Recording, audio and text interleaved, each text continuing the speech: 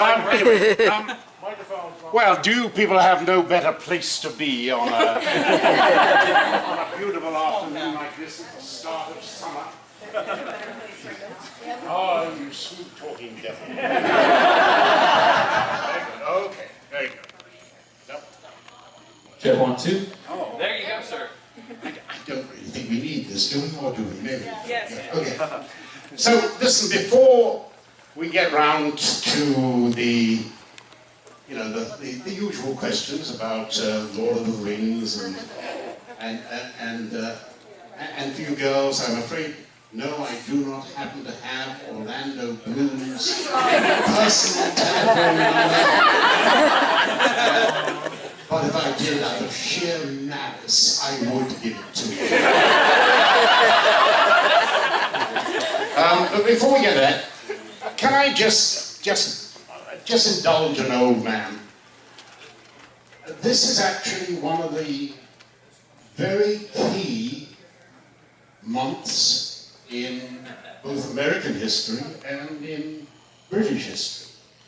We are having a referendum in Europe as to whether Britain should leave the European Union or not. Why is it important to you guys? Well, because if we do not, we will have actually surrendered our sovereignty to a multinational group, and we will no longer be able to elect to be your allies in the event that you call upon us to come to your assistance. And I don't think we will be able to call upon you to come to our assistance. It is a very interesting time when a nation can be asked to actually give up its sovereignty. And it has been snuck up upon us by a group of people who probably had very good and honest intentions to avoid further wars in Europe. But we actually we joined what we thought was a trading organization. And now we no longer have 55% of our legislation. It comes from the EU. If we wanted to change the government of the EU, we will now no longer be able to do it. So it's really quite an important event. So when you hear of people saying we want out, please understand that the people who want out do so because to surrender your independence is a fearfully serious matter. And we may be seeing the end of, what, 1,000 years of independence at least. And do not think that those of us who are, as you probably guessed, very much pro-exiting the EU, do it with any sense of hostility towards our fellow Europeans. I travel a great deal and I talk to a lot of people. I even listen sometimes. And I can tell you now that I would think about 45% at least of the citizens of Europe are unhappy with EU control and rule. And I think that if we actually do manage to say, no, we're out, it will provide a great example and will end up reforming, perhaps, the European Union. We should, of course, be trading with each other. We should, of course, be friends with each other. We should, of course, listen to each other and allow each other to come and visit. But we cannot really surrender our national sovereignty at a time when the world is changing so rapidly that it will be an unrecognizable Europe within your lifetime, certainly, and probably in mine too. Anyway, enough of that boring old stuff, but just thought, what prompted that was actually an attempt to read the local newspaper and see what was happening in the wider world which proved to be a bit of a fruitless but Altoona is clearly a very blessed spot because it clearly has no connection at all with the outside world.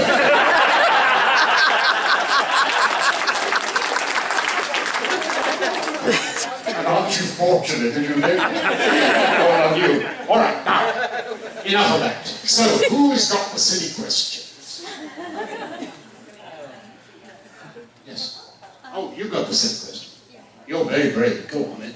I wanted to know, like, what type of acting you like to do the best, like film, television, voice acting, like, what's your favorite? That's an interesting question, isn't it? I mean, because in the end, acting is just acting. You know, it's pretending to be what you're not. And there are always different sorts of challenges in whatever you do. I like to do things that I haven't done before. Probably because I've got a short attention span.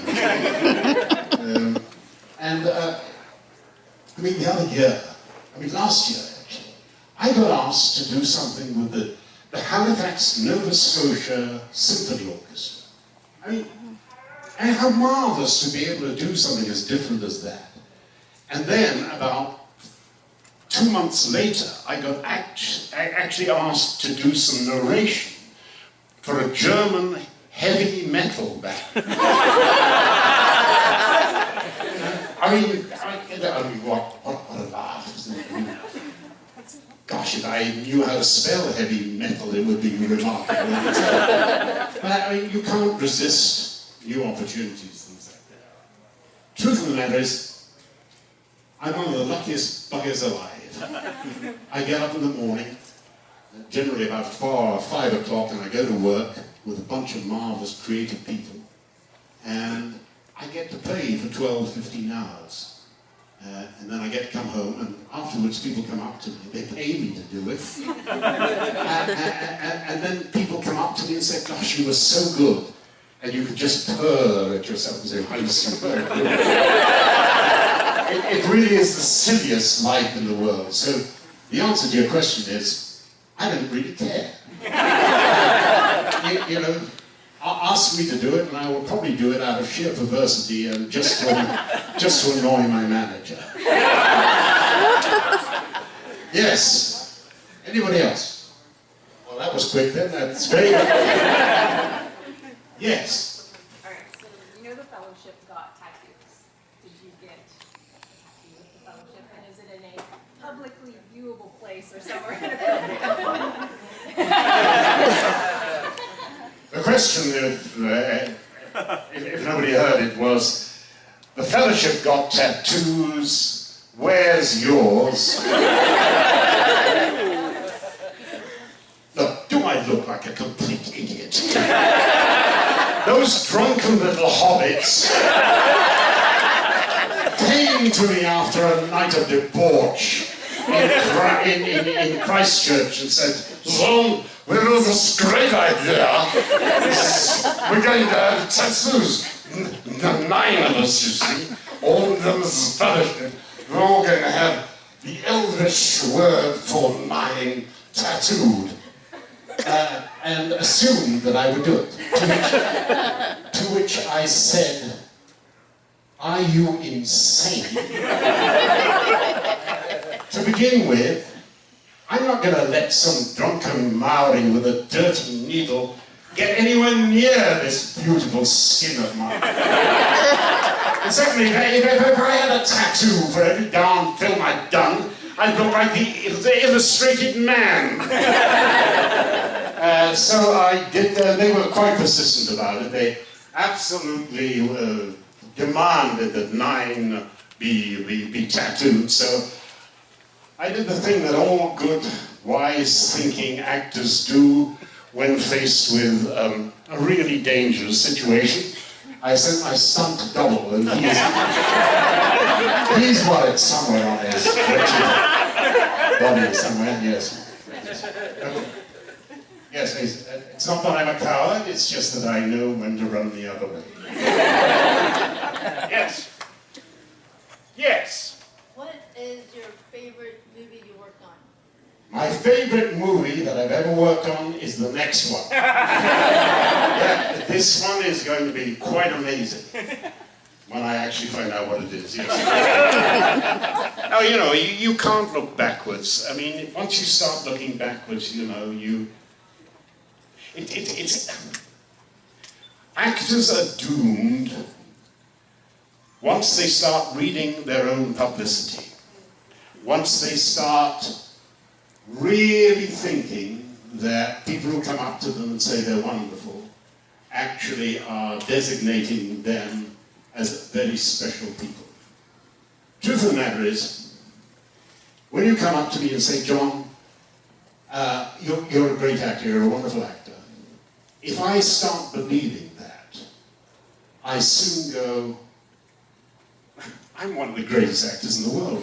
What the hell am I wasting my time with you people for? Yeah. It is so easy for people to slip into that, and I've seen my fellow actors fall into that perilous state. The real truth is, you come up and say, what you're really saying is, hello John, I recognize you, I saw that movie you were in, it was a great movie, and I like you, and I hope that you like me. And as long as I translate it that way, I am safe. It's disaster that lies in the other way. And likewise, when you look back and you simply say, oh, I was good in that, or something like that, you know, I'm glad I've done all those things, and I'm glad that I have more movies to do, because, you know, with a bit of practice, I might get something right one day, you know. I love them all, to be honest with you, man, but yes, the next one will be the best. Yes. Would you sing Sultan of the Sea, please? Did I say what? Would you sing Sultan of the Sea, please? You mean the monarch of the sea? Monarch of the Sea. Well, you understand that. It was the first time I worked with Spielberg. The script read like a comic book. And of course, the way that one makes films, you know, you don't make them in sequence or anything like that. And so I turned up to do my very first scene on the film, which is actually my very last scene of the film. And I just turn up to do a scene which says, Indy and Marion say a sorrowful goodbye to Sarah. And Spielberg is sitting there with his knees crossed. We're on the dockside in La Rochelle, which was the old German U-boat base. But we're going to use some of the other bits of it, you know, for Cairo docks or whatever. And he's typing, and I'm saying, what are you writing? And he said, your words. And I said, my words? I haven't got any words in this scene. Oh, no, he wouldn't say that. He'd be more inclined to say da-da-da-da-da, da-da-da-da-da. So he gives me that directorial look. And he says, all right, da-da-da-da-da, da-da-da-da-da, there you are. We'll shoot this as soon as it starts getting dark. Oh, by the way, your character, when he's high or happy, he bursts into Gilbert and Sullivan. Incorporate that at the end of the scene. So I drew myself up to my full height. And I was about to say, Mr. Spielberg, I am a classical actor. I need weeks and weeks to prepare. So I went, all right. And so we ended up he came to the end of the scene, and it's really basically the first take. Actually, it's the only take. A British star is a soaring soul, as free as a mountain bird. His energetic fist should be ready to resist a dictatorial word. It's all good stuff, isn't it, really? Right. Let's see. Oh, yes, young man. It's been about a year since Christopher Lee died. Ah, yes. And I was wondering if you could speak to about him as an actor. He reminds me very much of you as an actor. I see lots of similarities, and I wondered what it was like to work with him and what your thoughts are about him about a year since his passing. Christopher was an amazing man. He had a huge intelligence. When we were promoting the shows in Europe, we would have these press conferences in France, at which he spoke fluent French, in Germany, for which he spoke fluent German, in Yugoslavia, at which he had a good stab at Croatian, or Greek, or Russian, or, I mean, he was a polymath, basically.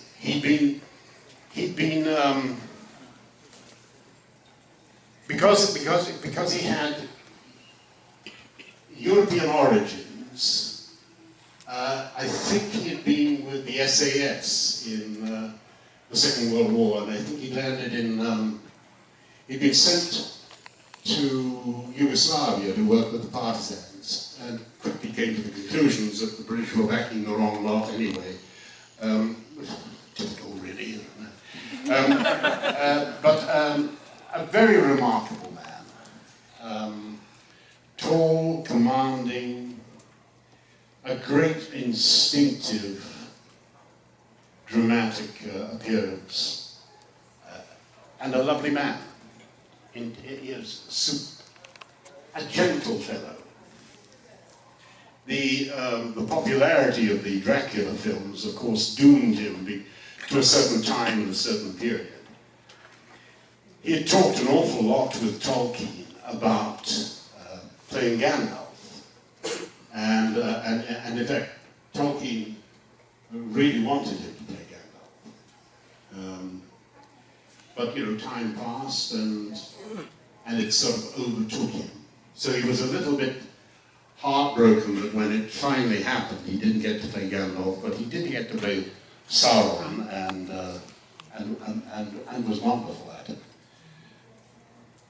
He had a great capacity for friendship. He was a thoroughly decent, intelligent, erudite man,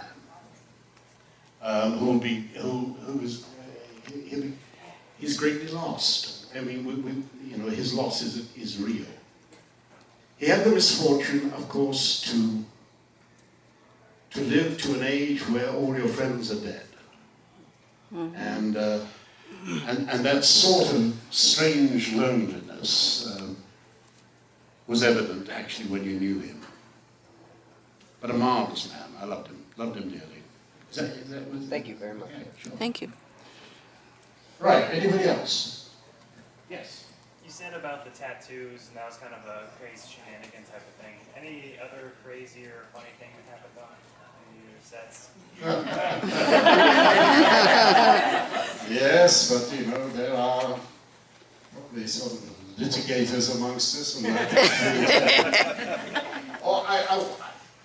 they're just such wonderful characters. I mean, Sean Bean, we would fly over Sean in the helicopter. As Sean had this thing about not wanting to fly in helicopters. He probably read too much fiction, really, anyway, so there he'd be trudging over the mountains, and we would fly in the helicopter over, waving at him.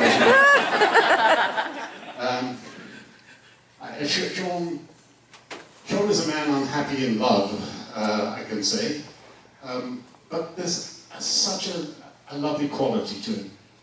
I flew out on, say, yesterday, and I got to LA. I didn't go straight on from LA to London, from New Zealand.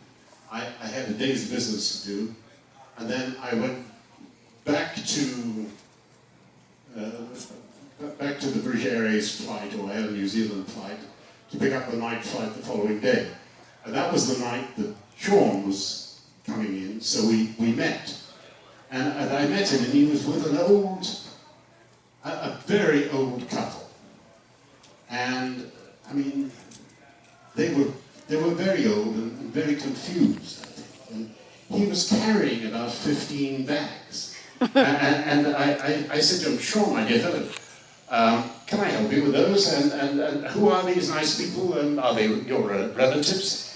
And he said, "Well, as a matter of fact, I don't actually know their names, but they, you know, they seem to be going in my direction, so I thought I'd give them a hand." They had no idea that, you know, that Sean Bean was carrying 15 of their bags.